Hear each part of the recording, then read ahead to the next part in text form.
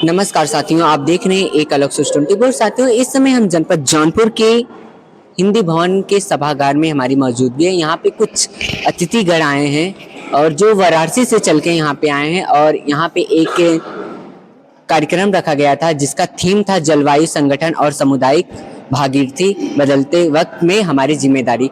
जी हाँ, आज जो हमारा मौसम परिवर्तन कर रहा है इसमें हमारी जिम्मेदारी क्या है, तो आइए मैं सीधे उन अतिथियों से आपको रूबरू करवाता हूं और इस बदलते मौसम में हमारी क्या जिम्मेदारी है उनसे जानकारी लेते हैं। तो सबसे पहले मैम, मैं आपका नाम जानना चाहता हूं। मेरा नाम एकता है और मैं द क्लाइमेट एजेंडा से आती हूँ। मैम, आज का जो थीम था किस बेस पे रखा गया था? आज का जो मुद्दा था चर्चा का वो जलवायु परिवर्तन पर संगठित तौर पे क्या किया जा सकता है, जलवायु परिवर्तन क्या है और एक स्थानीय स्तर पे जो जनजीवन है वो किस तरीके से प्रभावित होता है, हम उसको जान समझ सकें और उसके आधार पर हम निर्णय ले सकें कि हमें उससे बचने की, उस चुनौतियों से लड़ने की क्या तैयारी करनी पड़ेगी। लगातार मैम जो मौसम है मनचाहा परिवर्तन हो रहा है। पहले के समय में दादा और दादियों के समय में 4 मंथ का बरसात रहता था, 4 मंथ की गर्मी रहती थी, 4 मंथ का सर्दी रहती थी। लेकिन अब जो मौसम इधर 2010 की बात देखा जाए, मौसम लगातार जब मन तब परिवर्तन हो जाता है। इसमें आपका क्या कहना? आप इस मौसम को किस नजरिए से आप देख रही हैं? जब आप इस पे काम कर रही हैं तो आपको तरह तरह मोमेंट पे जाके इसका निरीक्षण करती होंगी और हर उस मोमेंट से आपको रूबरू होना पड़ता होगा। आपको तो मौसम के बारे में पूरी जानकारी ही होगी। देखिए, ये कहना ठीक नहीं होगा कि 2010 से अचानक से मौसम बदलने लगा। मौसम बदलना या ये पूरा जलवायु परिवर्तन जो है वो धीरे धीरे शुरू होता है। आप किसी चूल्हे पे पानी चढ़ाइए तो उसका तापमान धीरे धीरे बदलता है और एक स्तर आता है जब वो उबलने लगता है।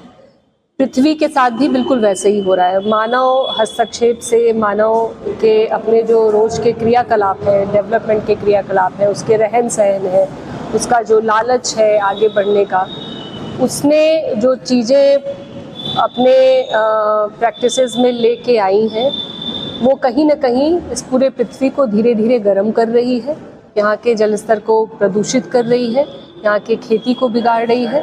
तो ये सब धीरे धीरे होते हुए आज हमें ऐसे लग रहा है कि ये चीज़ें अचानक से परिवर्तित हो रही हैं। ये मौसम अगर हमें महसूस हुआ कि हमारे दादा के समय में, हमारे दादी के समय में 4-4 महीने के मौसम हुआ करते थे, तो वो कहीं ना कहीं धीरे धीरे परिवर्तित हुए हैं। हम खेतियों में देखेंगे कि धीरे धीरे बदलाव आए हैं, हमारी थाली के खाने में भी धीरे धीरे बदलाव आया है।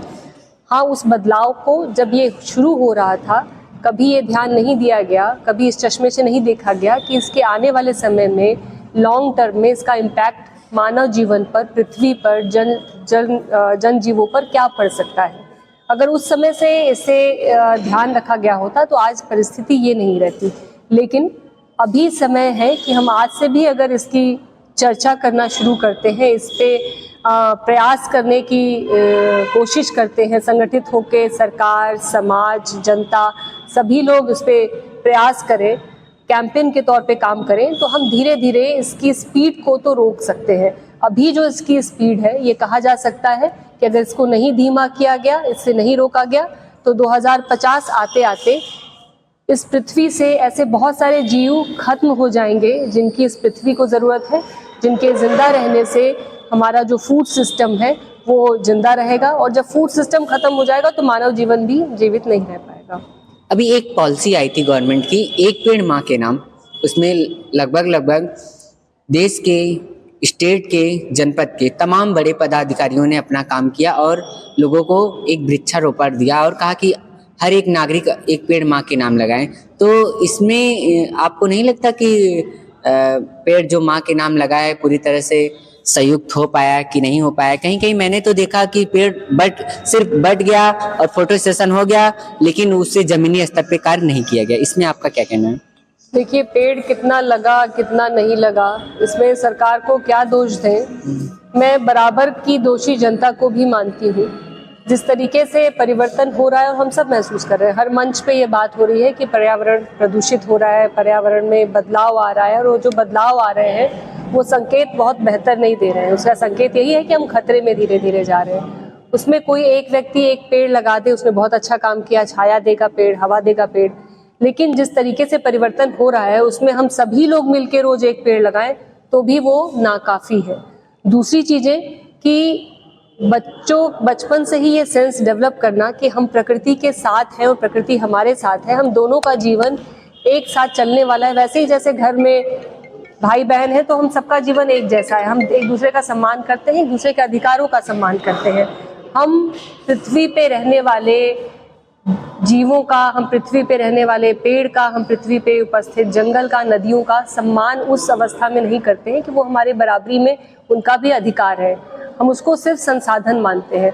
तो जब तक हम संसाधन मानेंगे, हम 1000 पेड़ भी लगाएंगे तो वैसे ही वो सूख जाएंगे और खत्म हो जाएंगे, क्योंकि वो हमारे लिए संसाधन मात्र है। तो संसाधन की सोच से बाहर निकल के जब तक हम पृथ्वी के उन संसाधनों को, जिसको हम संसाधन मान रहे हैं, उन चीजों को अपने स्तर पे लाके नहीं देखेंगे, एक अधिकार देने की कोशिश नहीं करेंगे, तब तक ये संकट से निकलना मुश्किल है। आपका जो संगठन है किस बेस पे काम करता है?